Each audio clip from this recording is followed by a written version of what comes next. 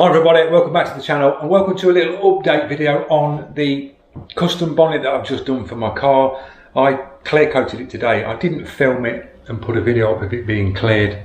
When you've seen a drop of clear coat go down, you've seen it 1,000 times. Now, the gun that I used to clear it was the DV1. Really nice gun. After using the DV1S for clear coat, which is an outstanding gun, then trying this one for the first time in the studio, the DV1, and trying it with a different clear, because I was used to using the DV1 in the body shop with the PPG clear, which is like treacle, and I was getting some really nice finishes down with a real thick clear. That's a really heavy bodied clear, that one we use in the body shop. So using it for the first time with the caps there, it just felt like using the DV1S. It just atomizes, really nice. Effortless gun to drop some clear down. The caps here, I mixed it 2 to 1, and I put 5% reducer in, medium thinners in, just to help it flow out a bit. I warmed the studio was warmed up this morning at 7 o'clock this morning. I got the temperature up in here to about, it was around 23 degrees, and that was with the extraction on. Cleaned everywhere down, blew everything out, wet the floors, just misted water on the walls to keep the dust down, tack ragged it as you do before you come to clear, panel wiped it all off, and just hit it with the clear, went around all the edges. Nice sort of coat for the first coat, and then the second coat, a little bit more, open the fluid up. The gun set, the actual settings on the DV1, I didn't go mental with it because this thing does pump out clear coat, so 1.3. I had the fluid turned out 1.5 turns on first coat, and the fan, I opened the fan fully open and then turned it in 1.25 turns, which just brought the fan pattern in slightly. And I've done a little spray test with the fan on a piece of masking paper, and it was about 8-inch, nice clean wet 8-inch fan, which was really nice. 2-bar pressure, and it just laid down, as I say, effortless, nice and easy. I'll give you a little pan round now and show you the gloss levels, because it's really glossed up and the artwork's really popped. All the colours are now nice and glossy. It's weird when you airbrush and you do drop shadows and things like that, because when you're doing drop shadows next to black, it's hard to see when you're airbrushing whether you've got it in the right sort of place. But now it's clear coated up, everything's just like come to life, and it's just all sort of like brought all the colours out. So I'll give you a little pan round. So that's the colours that have come out on it.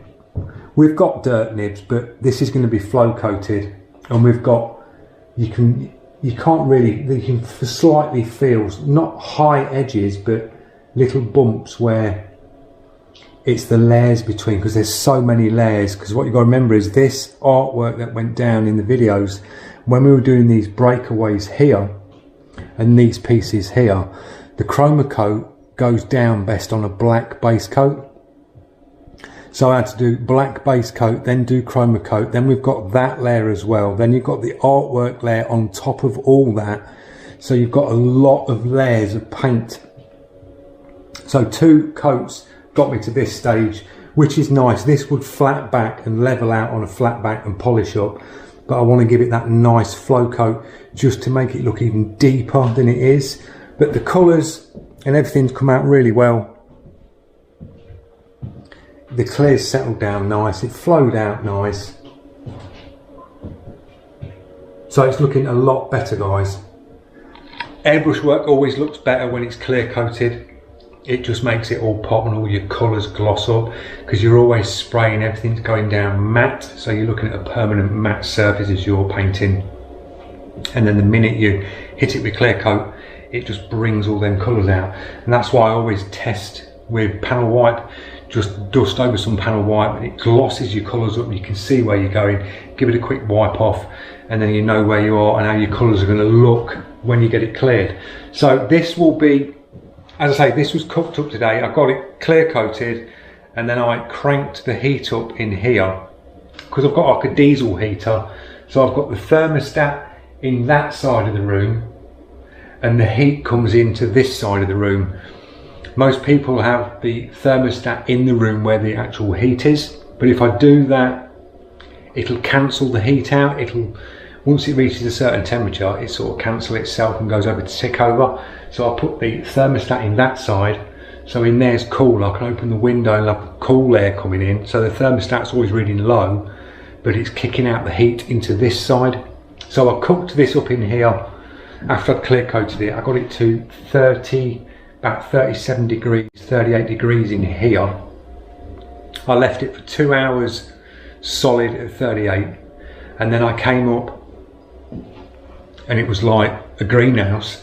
I then went in there and I just sort of turned it down, opened that side of the door, and then I let it tick over at about 25, and it's been at 25 since 11 o'clock this morning till now. It's like 6-7 o'clock at night, and it's 25 nice in here now. This will be turned down slightly and I'll leave it overnight. Just let this have a nice warm temperature just to cure down. I'm going to leave the bonnet tonight. It'll be left all day tomorrow, and then Saturday it's going to be left again curing down, and then I will flat it Sunday, flat it back, knock the top layer of clear coat off, get it all ready, and then I'll leave it with heat again. Once I knock the top layer of clear coat off, you'll be releasing solvents again. I'll leave that all Sunday with a bit of heat again, and then Monday we'll flow coat it. Just do 2 nice coats of float on the flow coat, let that go off. So that's going to be midweek, and then I will stop the sanding and the prepping on it and sort of like just flatten it all off, and then start going through the polishing stages.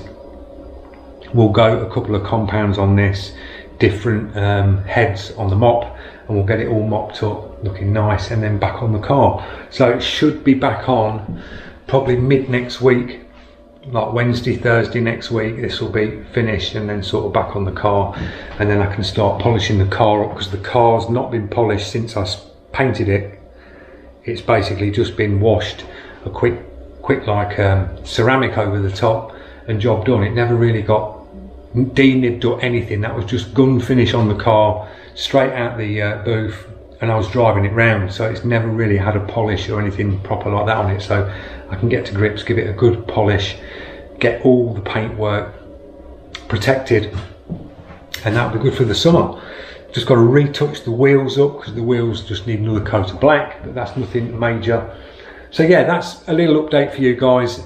The next sort of videos that are coming up is going to be, might be some reviews. I've got some more airbrushy type bits I want to get to grips with. I want to do some more metal flaking, like these pieces here, where you've got the metal flake and then you've got the portrait, and like this one here as well.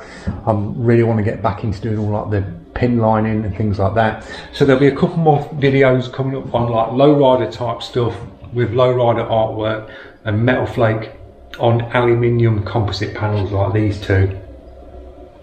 I do like working on the aluminium stuff like these sort of pictures. It's nice stuff to work on. If you've not tried aluminium, or you've not gone into the automotive side of things, get yourself some aluminium signboard, composite board, and give it a go. It's great stuff to work on. You can erase back on it, you can do your scratch backs, because you get powder coated sides on these. And if you want to do the ground metal like this, like that one, you can get the hoarding board, which is the same stuff like the signboard, composite board, and it'll have a powder coated side one side, and then the opposite side's like a raw shiny aluminium.